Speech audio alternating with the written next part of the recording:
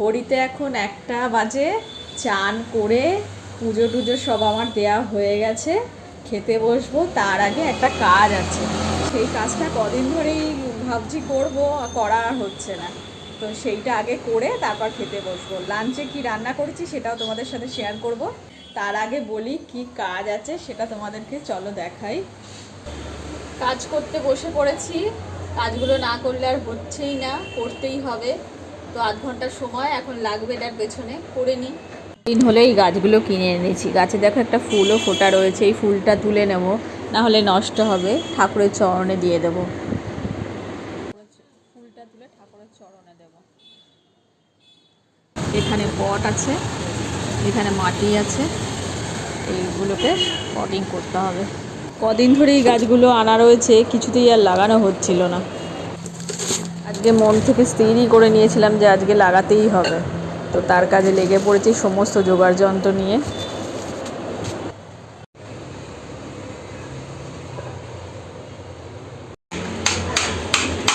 এই টবটা না খুব ছোট হয়ে গেছে, এই কারণে এটা একটা বড় টবে ট্রান্সফার করতে হবে।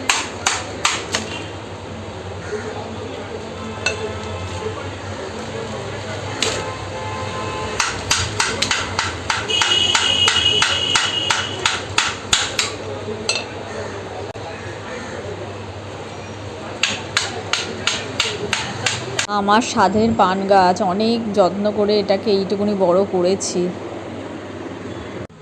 আগে অনেকটা বড় ছিল, সেটা নষ্ট হয়ে গেছে, এটাকে তাই জন্য আবার নতুন করে তৈরি করছি।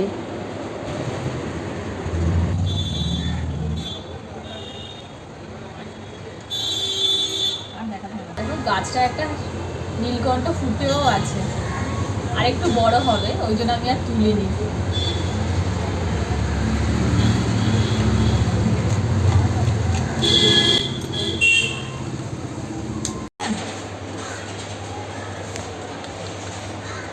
মাটিগুলো না একটু সবসময় মাঝে মাঝে খুঁচিয়ে দিতে হয়, না হলে ঠিক হাওয়া বাতাস যায় না। এই টবটা খালি ছিল, তাই এটার মধ্যেই শ্বেত অপরাজিতাটা বসিয়ে দিলাম।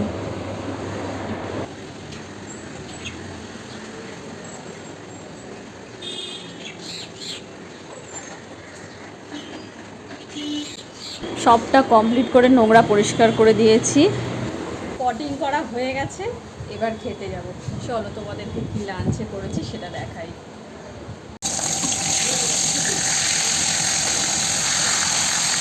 ইলিশ মাছের মাথা ছিল, তাই বলেছিলাম চাল কুমড়ো আনতে, তাই ইলিশ মাছের মাথা দিয়ে চাল কুমড়ো হবে। মাছের মাথা ভাজা তেলেই আমি একটু কালো জিরে ফোড়ন আর রসুন বাটা দিয়ে ভালো করে একটু নেড়ে চেড়ে তারপর চাল কুমড়োটা দিয়ে ভালোভাবে ধিমে আছে ঢেকে ঢেকে কষাবো আর কি। মাছের মাথাগুলো ভেঙে একটু যতটা পেরেছি কাঁটাটা বেছে দিয়েছি, খুব বেশি ভালোভাবে নয়, মোটামুটি যতটা ওপর দিয়ে করা যায় ততটুকুনি করেছি। দেখো তেল ছেড়ে দিয়েছে, আমার রান্নাটাও রেডি হয়ে গেছে। গরম ভাতে খেতে খুবই ভালো লাগবে। আর এদিকে তোপসে মাছ এনেছিল, এটাও এবার গরম গরম ফ্রাই করব।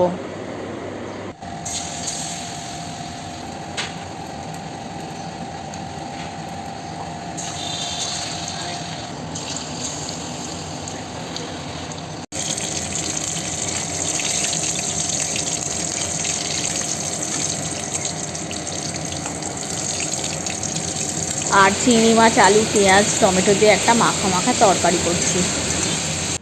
চিংড়ি মাছের তরকারিটা প্রথমে নিয়ে নিলাম, গরম আছে এখনও ভালো মতো জমেনি। আর পেঁয়াজ দিয়ে মুসুর ডাল, উচ্ছে আলু ভাতে, পাতি লেবু আর সাথে গরম গরম ফ্রাই। তো এই ছিল আজকের মেনু। এখন খেতে বসে পড়ি, আবার তোমাদের সাথে পরে দেখা হবে।